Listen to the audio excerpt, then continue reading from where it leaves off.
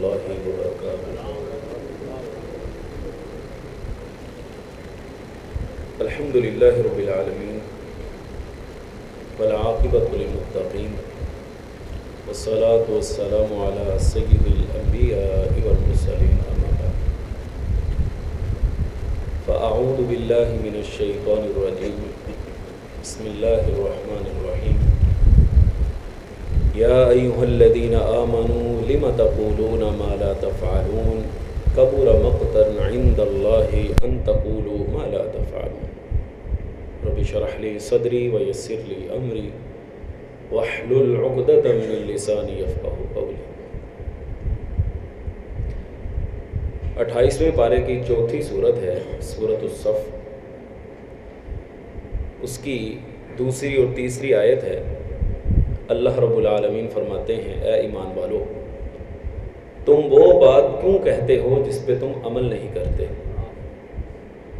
جانتے ہو اللہ کے ہاں یہ بڑی ہی ناپسندیدہ بات ہے کہ تم وہ بات کہو جو تم کرتے نہیں. صحیح بخاری کے اندر ایک روایت ہے. سیدنا عبداللہ بن عمر رضی اللہ تعالی عنہما اس حدیث کے راوی ہیں. فرماتے ہیں کہ انہ کان یتربع فی الصلاۃ، وہ نماز میں 4 زانوں بیٹھ کر نماز پڑھتے تھے. 4 زانوں جانتے ہیں کسے کہتے ہیں؟ یہ جس طرح بیٹھے ہوئے نا سارے، اسے 4 زانوں کہتے ہیں. کرسیاں آنے سے پہلے جب ہم ایسے نماز بیٹھ کے پڑھتے تھے اس کو 4 زانوں کہتے ہیں. ہماری پنجابی زبان میں اس کو چونکڑی کہتے ہیں. انہوں نے اپنے بیٹے کو دیکھا، وہ بھی اسی طرح نماز پڑھنے لگ گیا. فنہا، اس کو منع کر دیا.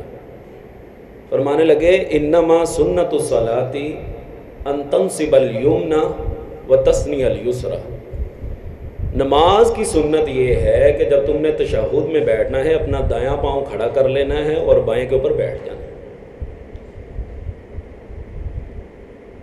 بیٹے کو آگے سے کیا کرنا چاہیے تھا؟ عمل کر لینا چاہیے تھا. کہنے لگا انک تفعل ذلک، آپ بھی تو یہ کام کر ہی رہے ہیں، آپ بھی تو بیٹھ کے پڑھ رہے ہیں، مجھے منع کر رہے ہیں.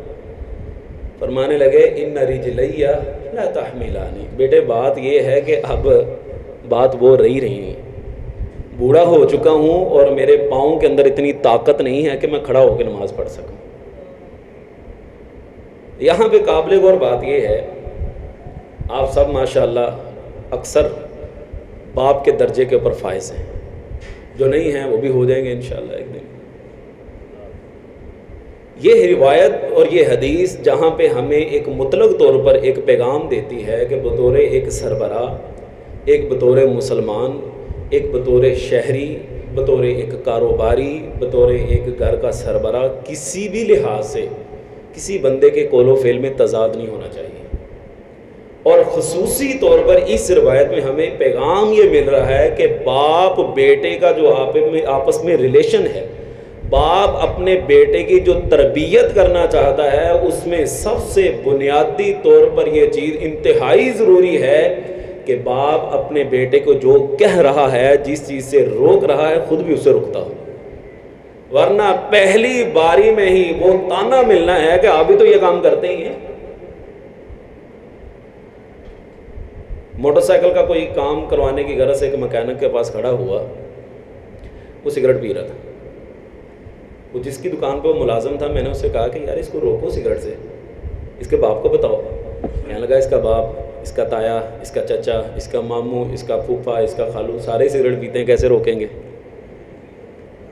آپ اگر اپنے بچے کو کسی چیز سے روکنا چاہتے ہیں اور خود آپ وہ عمل کرتے ہیں، نہیں روک پائیں گے. پہلی تانا یہ ملنا ہے یا پھر آپ ہی چھوڑ دیں. آپ خود چھوڑتے نہیں ہیں اور ہمیں کہی جاتے ہیں. سیدنا عبداللہ بن عمر رضی اللہ تعالیٰ عنہما جلیل القدر صحابی ہیں، ان کے بیٹے نے ان کو آگے سے کہہ دیا ہم کیا چیز ہے. اور اکثر ہم یہ رونا روتے ہیں اور کہتے ہیں جی میرا بیٹا میری بات نہیں مانتا، میرا بیٹا میں اس کو یہ کہتا ہوں وہ رکتا نہیں ہے. اس کی بنیادی وجہ یہ ہے کہ میں خود جس چیز سے روک رہا ہوں وہ خود کر رہا ہوں. باپ کا درجہ بہت بڑا درجہ ہے.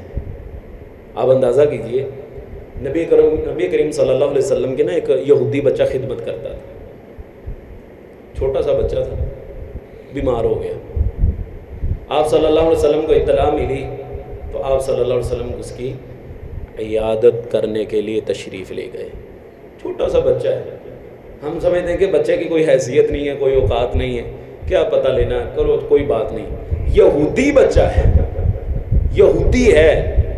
آپ صلی اللہ علیہ وسلم اس کی عیادت کے لیے تشریف لے گئے. آپ نے جب اس بچے کی حالت دیکھی نا تو محسوس ہو گیا کہ یہ بچہ ابھی اس دنیا سے جانے والا ہے.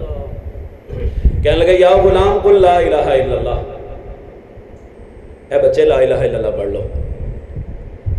آپ کے گھر میں مہمان آتے ہیں, اگر مہمان جاتے جاتے آپ کے بچے کو پیسے پکڑائیں تو وہ کس کی طرف دیکھتا ہے؟ باپ کی طرف دیکھتا ہے. اگر اسے ہاں کا سگنل مل جائے تو وہ پکڑ لیتا ہے. اگر باپ نہ کر دے, آنکھوں سے بھی اشارہ کر دے نہ, وہ پکڑتا نہیں ہے, وہ کہتا نہیں نہیں میں نے نہیں لینے. ایسا ہی ہے نا. اس بچے نے بھی اپنے باپ کی طرف دیکھا کہ اللہ کے رسول صلی اللہ علیہ وسلم مجھے کلمہ پڑھنے کا کہہ رہے ہیں, میں کیا کروں؟ اس نے کہا اطیع ابا القاسم صلی اللہ علیہ وسلم. اللہ تعالیٰ جس کو توفیق دے. وہ یہودی بچے کا باپ کہنے لگا ابو القاسم آپ کی کنیت تھی, محمد صلی اللہ علیہ وسلم جو تمہیں کہہ رہے ہیں ان کی بات مان لو. اس بچے نے کلمہ پڑھا, ساتھ ہی اس کی جان قبض ہو گئی. آپ صلی اللہ علیہ وسلم باہر نکلے, چہرہ مبارک آپ کا چمک رہا ہے. صحابی کہتے ہیں آپ کے چہرے کے اوپر کمالی درجے کی تازگی ہے, اور آپ فرما رہے ہیں کہ الحمدللہ الذی, اس ذات کی تعریف جس نے ایک اور جان کو میری وجہ سے جہنم میں جانے سے بچا لیا. ایک باپ کا کردار کس قدر اہم ہے کہ ایک بچہ, اس کو اتنی بڑی بات کہی جا رہی ہے, وہ اپنے باپ کی طرف دیکھ رہا ہے. اچھا اس کے بعد یہ دیکھیے کہ باپ کا کردار کس قدر پاورفل ہے. آپ جو نیکی کر رہے ہیں نا, آپ حلال کما رہے ہیں, آپ جو نمازیں پڑھتے ہیں, آپ جو زکوٰۃ ادا کرتے ہیں, آپ جو اللہ کی فرما برداری کرتے ہیں, یہ مت سمجھیے گا کہ اس کی کوئی طاقت نہیں ہے. اس کی اتنی طاقت ہے, اللہ کی قسم کھا کے کہتا ہوں, اللہ کے فیصلے ہوتے ہیں. اگر کوئی بندہ یتیمی کی حالت میں چھوٹے چھوٹے بچے چھوڑ کے فوت ہو جائے نا, اللہ اس کے مرنے کے بعد اس کے بچوں کی بھی نہیں, بچوں کے مال کی بھی حفاظت کرتا ہے. یہ میں نہیں کہتا, قرآن پاک کے اندر موجود ہے. حضرت موسیٰ علیہ الصلوۃ والسلام اور حضرت خضر علیہ السلام جب یہ نکلے کشتی کے اوپر, لمبا واقعہ ہے, اختصار کے ساتھ عرض کروں گا. یہ ایک بستی میں پہنچے, ان سے کھانا مانگا, انہوں نے انکار کر دیا, ہم نے نہیں کھانا کھلانا. وہاں پہ ایک دیوار گرنے والی تھی. حضرت خضر علیہ السلام نے یوں دیوار کو سیدھا کر دیا. حضرت موسیٰ علیہ السلام کہنے لگے ان لوگوں نے ہمیں کھانا نہیں دیا اور آپ ان کے کام کر رہے ہیں بغیر اجرت کے. تو کہنے لگے قصہ مختصر, وَأَمَّا الْجِدَارُ, یہ جو دیوار میں نے سیدھی کی ہے نا, یہ ایسے ہی نہیں کی, میں نے اپنے رب کے حکم کے ساتھ کی. اور جانتے ہو کیوں؟ فَقَانَ لِغُلَامَيْنِ يَتِيمَيْنِ فِي الْمَدِينَةِ, اس شہر کے اندر 2 یتیم بچے رہتے ہیں.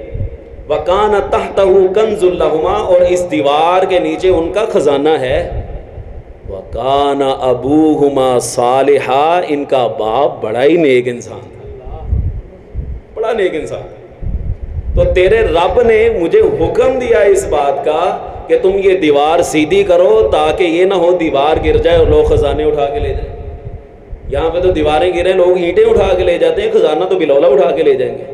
کسی کا حادثہ ہو جائے, کوئی گر جائے, اس کو بعد میں اٹھاتے ہیں, اس کا خزانہ پہلے اٹھاتے ہیں.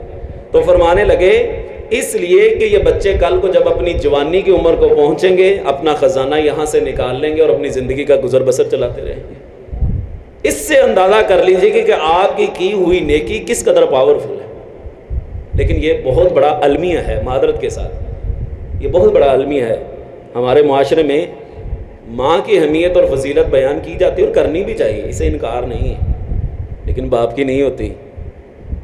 آپ جو صبح سے لے کر شام تک یہاں پہ مختلف لوگوں کی باتیں سنتے ہیں, لوگوں کے ساتھ بحث مباحثہ کرتے ہیں, پھر کہیں جا کے آپ کا ریٹ ہوتا ہے, آپ کا مال بکتا ہے, آپ شام کو جاتے ہیں کہتے ہیں آج وہ دیہڑی نہیں لگی. یہ پریشانی کس وجہ سے ہے, کس کی خاطر یہ پریشانی؟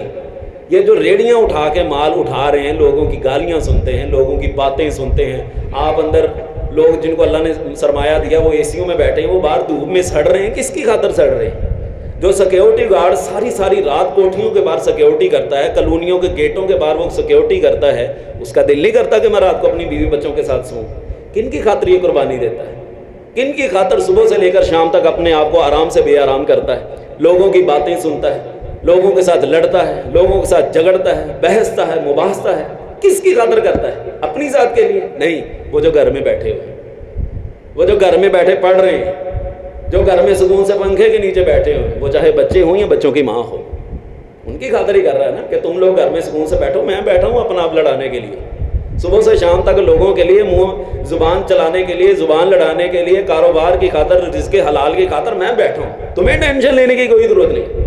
میں جاؤں گا سخت گرمی کے اندر، میں جاؤں گا سخت سردیوں کی راتوں میں باہر، تم بیٹھو گھر میں آرام سے، تم سردیوں کی راتوں میں کمبل لے کے بیٹھو، رضائی لے کے بیٹھو، میں بیٹھا ہوں باہر جانے کے لیے، میں تمہاری ضرورتیں پوری کرتا ہوں، تمہاری خواہشات میں پوری کرتا ہوں، بجلی تم استعمال کرتے ہو، پورا مہینہ گیس تم نے استعمال کرنی ہے، سہولیات سے فائدہ تم نے اٹھانا ہے، میں یہ ضرورتیں پوری کروں گا۔ کون کرتا ہے؟ ایک باپ کرتا ہے، لیکن باپ کے بارے میں وہ عظمت نہیں بیان کی جاتی۔ اس بات میں کوئی حقیقت نہیں کہ ماں کے قدموں تلے جنت ہے، لیکن باپ بھی تو جنت کا دروازہ ہے نا، اللہ تعالیٰ نے اس کو بھی تو کوئی مقام دیا ہے نا۔